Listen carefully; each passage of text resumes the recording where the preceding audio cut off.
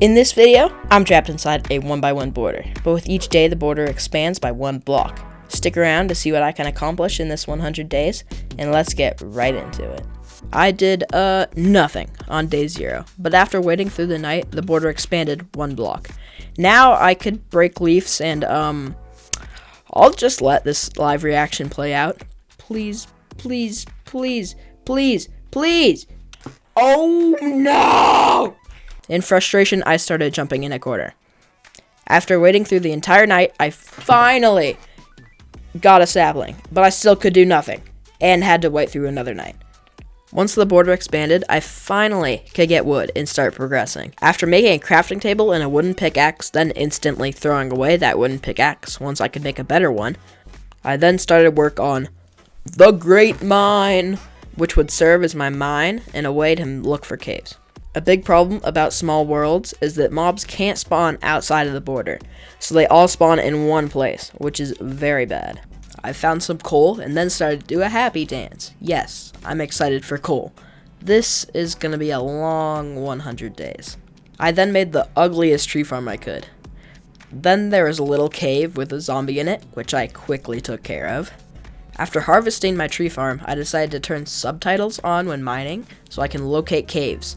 And what do you know, a few seconds later, I found one. This little cave had a ton of mobs in it, where I engaged in an intense battle. I then found some diamonds, which maybe I can get in like 12 days. I also thought, hey, I'm a good builder.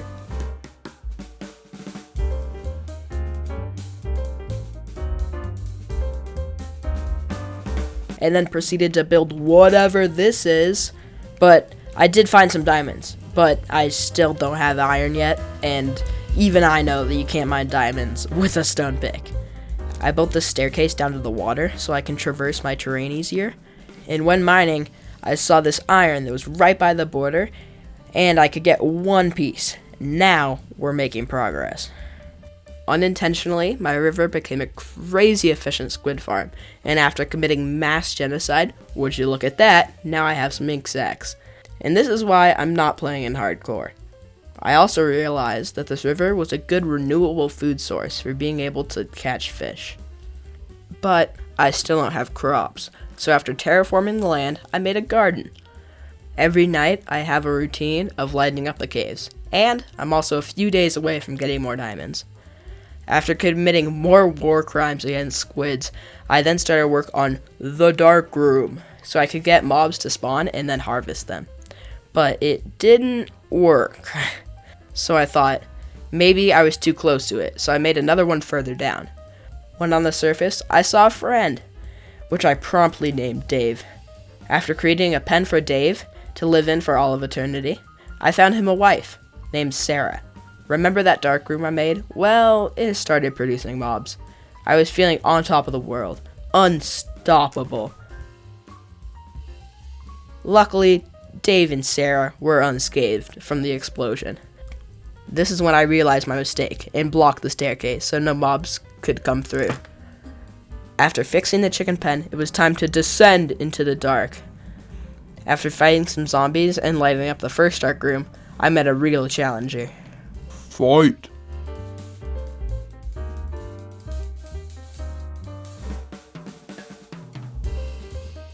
After retrieving my stuff and destroying infrastructure, there were a ton of creepers in the second dark room, along with a whole army of bats.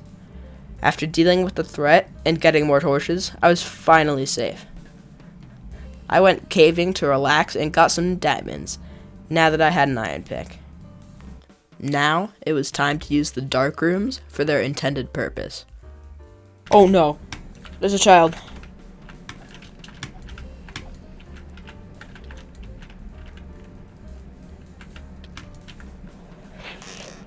Oh no! Get out of here, stupid skeleton. Oh my god, there's more. Oh no. Chill out. Can I break through this? Oh, child. Okay. After retrieving my stuff, for the second time, I started to realize there might be a better way to do this. Scram. Stupid creepers. Stop. I'm totally dead here. That stupid skeleton.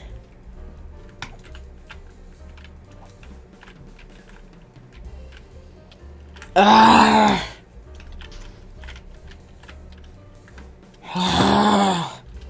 Oh my god, I'm totally dead. Ah! Oh my god.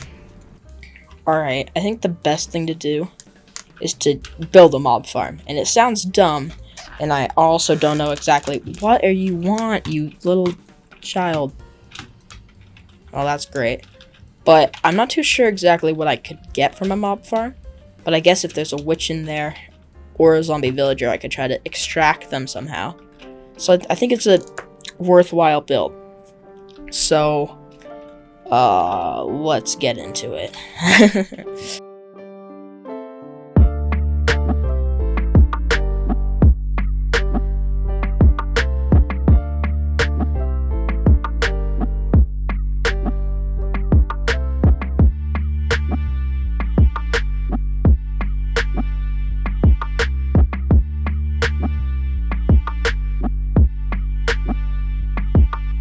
I did run out of building blocks very quickly, but after a quick mining trip, I was back at it.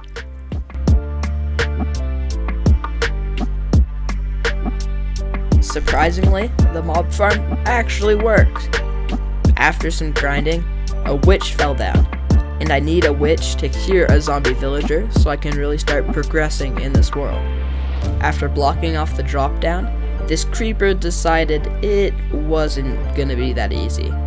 After harvesting my crops and breeding the chickens, I wanted to get enough string from the mob farm to craft into wool, and then make it into a bed.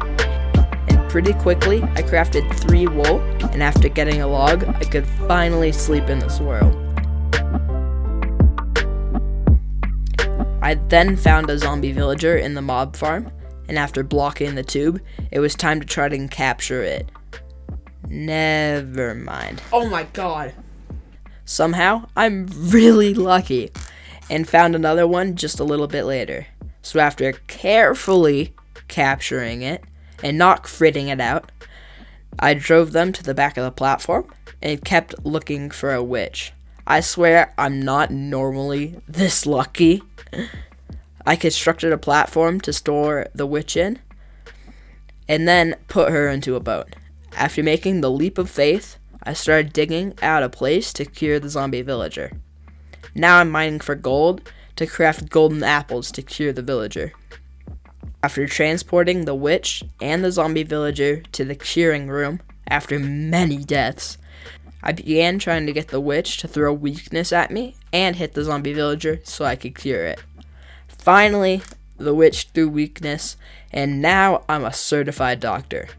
I made a home for the villager and tried to make it look good, then ruined the whole aesthetic because I put fences everywhere so nothing could touch the villager.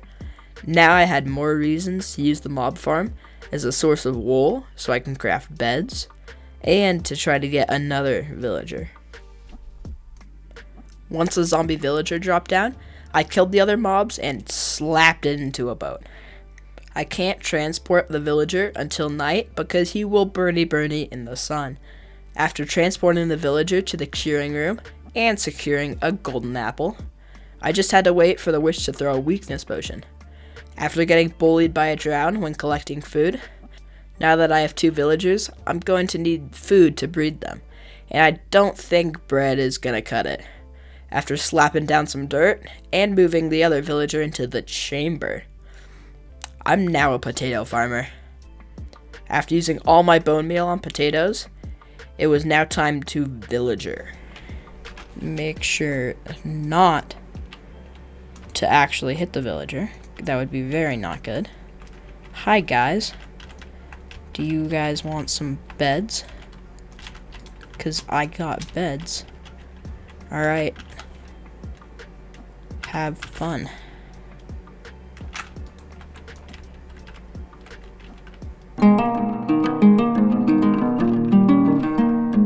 Now, on day 24, we have a baby villager. After forcing a villager to sell me sticks at a low cost while I inflate the economy, would you look at that, I have my first emerald. Converting the other villager into a weaponsmith who sold an iron axe so I can now get sticks faster to turn into emeralds. After rudely awakening him, I have now made it to the Iron Age. Now that the economy runs on sticks, I think I'm gonna need a much bigger tree farm. After dismantling my old tree farm, it's time to get started.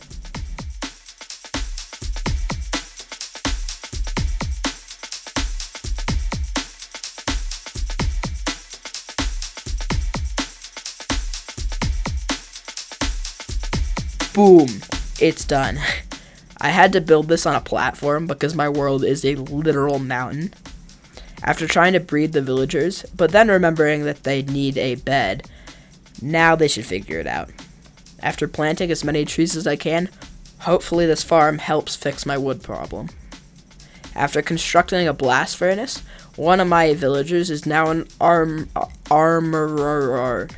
I sold every stick in my name, but now I have a cool 29 emeralds. Leveling up my armorer, I got the benefit of extra protection.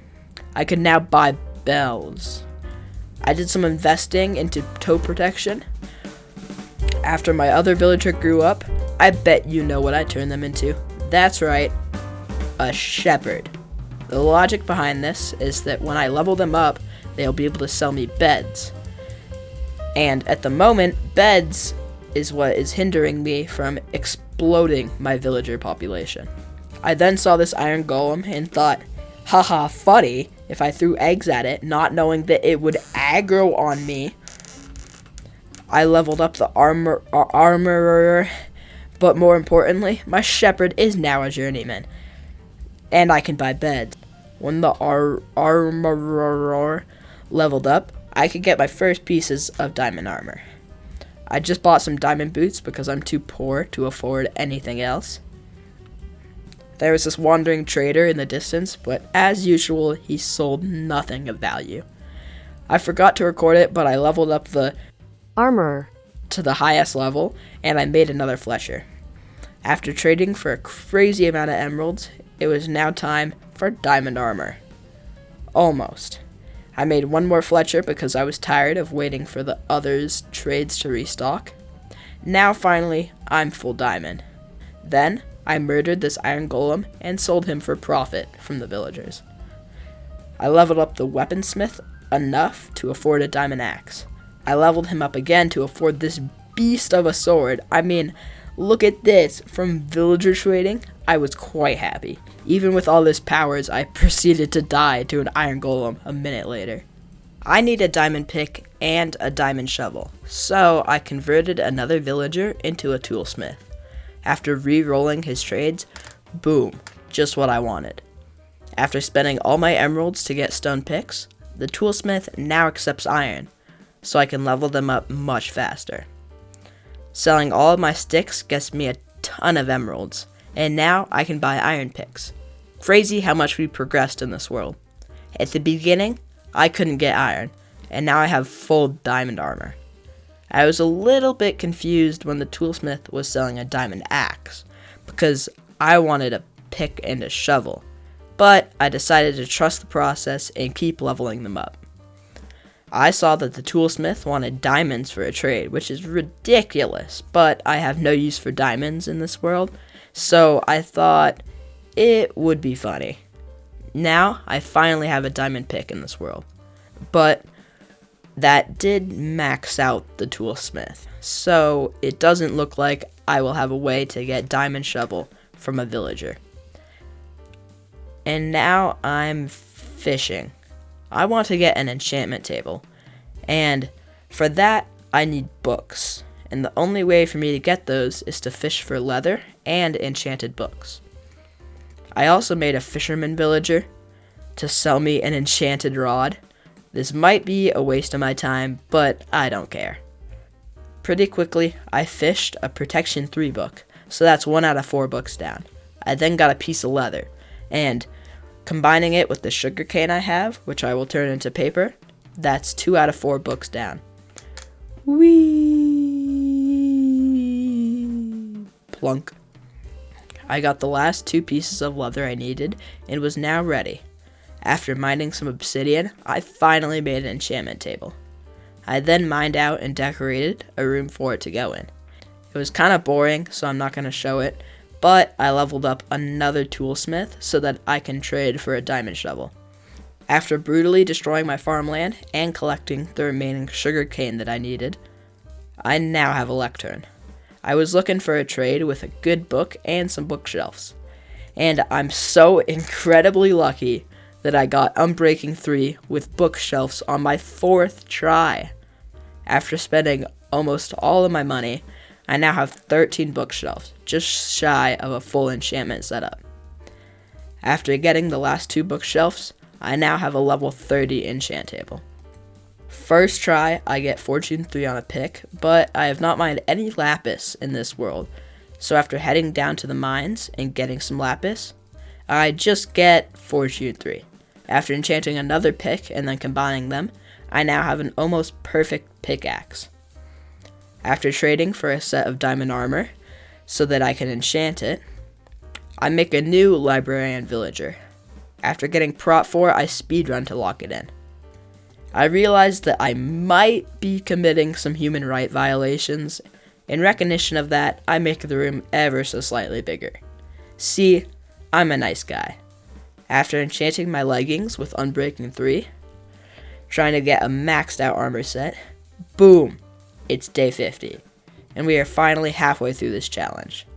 But I'll do some crazy stuff in the next 50 days, so stick around. I enchant my chestplate and get this beauty. On my quest to get maxed out armor, I'm going to need mending, so I made another villager into a librarian. They sold mending for just 9 emeralds. I enchanted my boots and got Unbreaking 3 and Depth Strider 3. I would have liked Feather Falling, but I'll take it. I didn't show it, but my life is grinding the mob farm until I get 30 levels and can enchant, and waiting for trees to grow so I can get more emeralds for enchanted books. And then came the Great Chicken Massacre. I'm sure Dave and Sarah, the original chickens, are totally still alive. I then bought a load more mending books from the villager, which I named Gerald. I enchanted my helmet, and oh, that's disappointing. I think I'll grindstone it. I enchanted my helmet with Prot 4, and I give up. I'm just gonna keep that. I bought the last of the mending books I needed from Gerald, along with a few others. After getting more lapis, I rolled this very nice shovel, but it didn't have efficiency 4. So I bet you know what I did. Yep, trapped another villager and forced them to sell me enchantments that I can profit off while they're trapped in a 1x1. Yeah, I'm a nice guy. I'm not applying any of the enchantments until I have enchanted everything, because I save a lot of levels this way. After finally getting sharpness 4 on a sword, I was done collecting enchantments. After disposing of my garbage armor, it was now time to make my new set.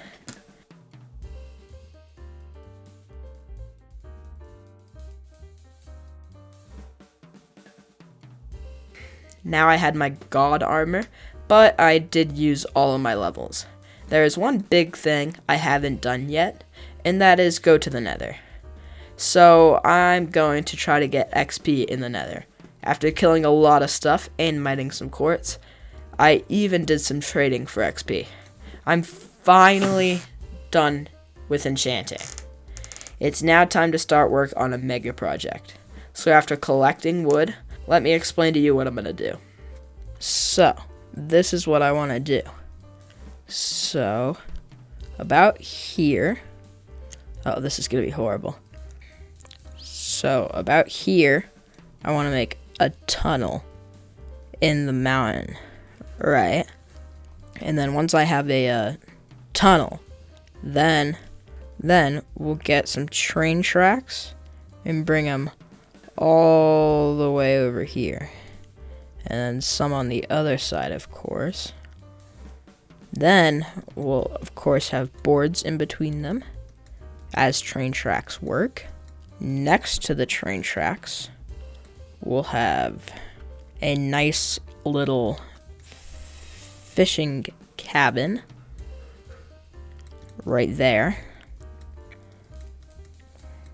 That's a cabin. And then, of course, the main focus is we'll have a big fat choo-choo train here. Oh my god, this is horrible. So this would be our choo-choo train, as it clearly is. Choo-choo. Here, I'm so artistic, we'll add some smoke. There we go. That's the build. Oh, I also forgot something. I don't know what color to use, so we're using purple. But we're gonna have a super cool bridge, like right here, so that you can get across to the fishing cabin and choo-choo train. Very good. 10 out of 10 plan. Let's hit it. I then started gathering resources for the train. I actually lied. I wasn't gathering resources for the train. I was gathering them to make an iron farm, so I can use the iron to help me build the train. The iron farm I built will be down in the description if you want to build it yourself. I built a path so that kidnapping baby villagers would be easier. I then transported 3 of them to the farm. The iron farm needs a zombie, and after waiting through the night, I found one, and surprisingly, it did exactly what I wanted it to do. And I was able to name tag it. I finished the killing platform for the farm the next morning, and now I have an infinite source of iron. Now it's time to start working on the mega project. I start terraforming the land for the tunnel, as I deeply enjoy my new god tools. I finished digging out the tunnel and flattening the ground where the tracks are going to go. My original plan was to make the tracks out of anvils, but that might be too expensive for me, even with my new iron farm. I decided to use basalt as a replacement for anvils. After painfully gathering that, we can start on the tunnel.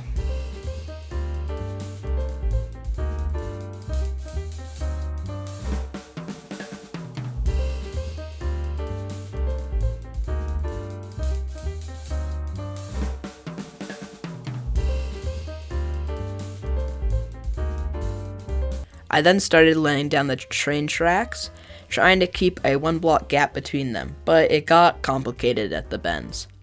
Adding the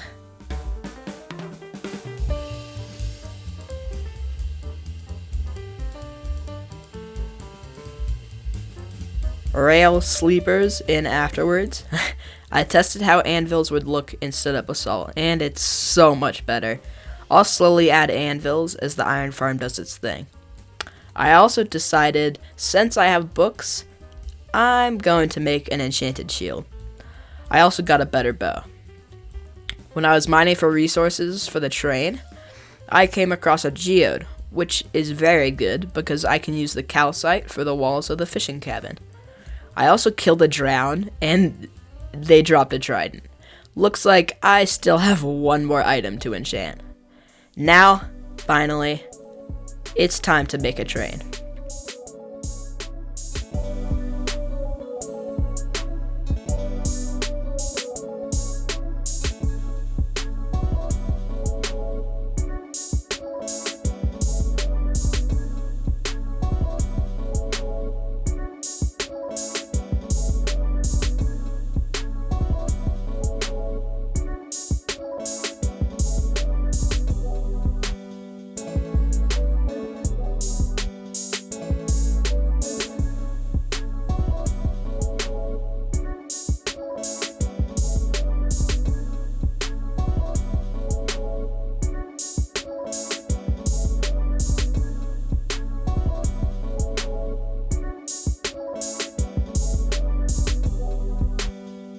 Boom.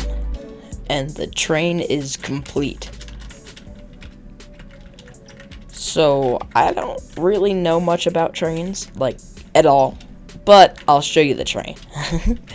Also, if you think my building talent is this good, you are severely mistaken, and I'll link the tutorial on how to build this thing down below, because it's pretty cool. So we have the choo-choo train in the front, has wheels, and is carrying wood. That's the train. Yes, train time. Looks very good. Also, we just do not discuss the fact that this train could physically not fit into this tunnel. We do never discuss that. It'll fit. It's a magic train. Don't question it.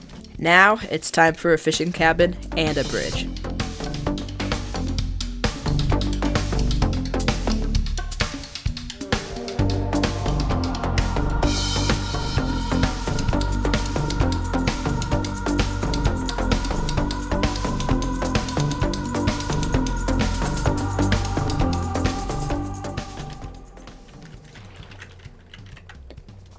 Boom.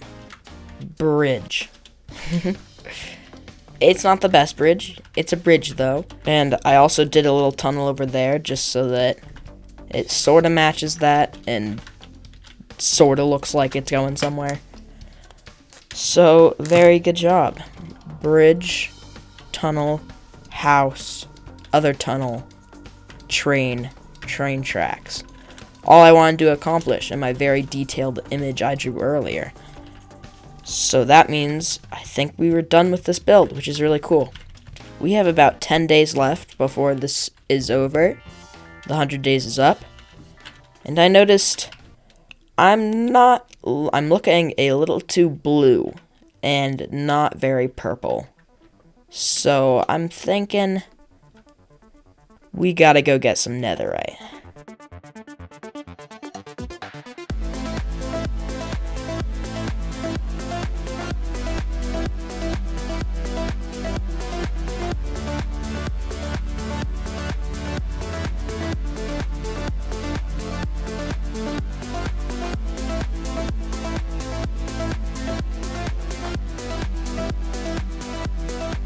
After getting some snacks, so I don't die, and smelting my netherite, I'm now purple. Now I want to fly the skies with a trident, so after seeing Riptide 3, I'm now back in the nether for some XP. After getting 30 levels, I get this insane trident, and come up with a very creative name. Yeah, I never said I was that creative. And with a giant river in my world, a trident is very useful. I only have 4 days left in this world, and I want to build a trident course, so let's do it.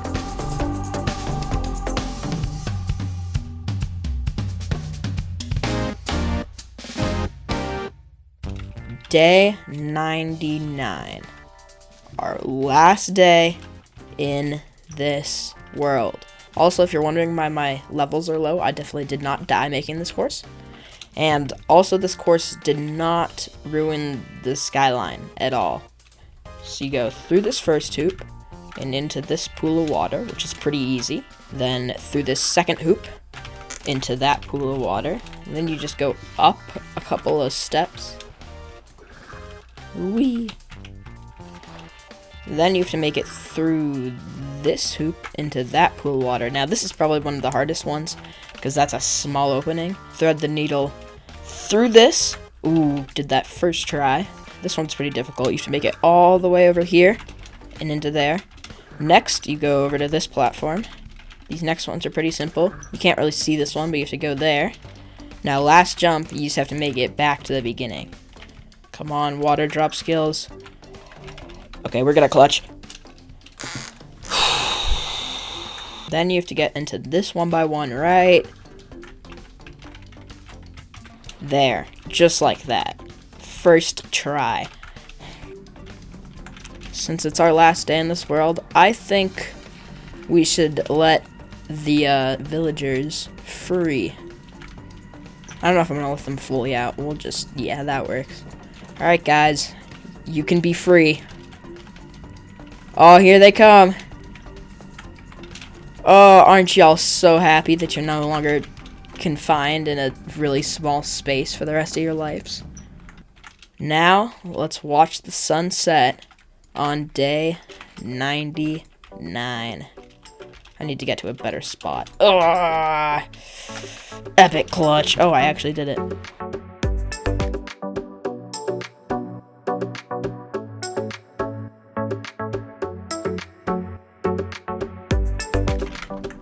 Let's sleep real quick and turn it to day 100.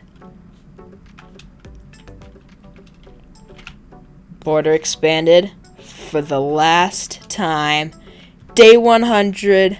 Let's go. Finally, that took an unnecessarily long amount of time. I was feeling kinda lonely, so after picking up some companions and giving them the most creative names, now we're done. If you did enjoy this video, make sure to subscribe. It took a long time to make, so I would appreciate it. And check out this other video YouTube thinks you'll like.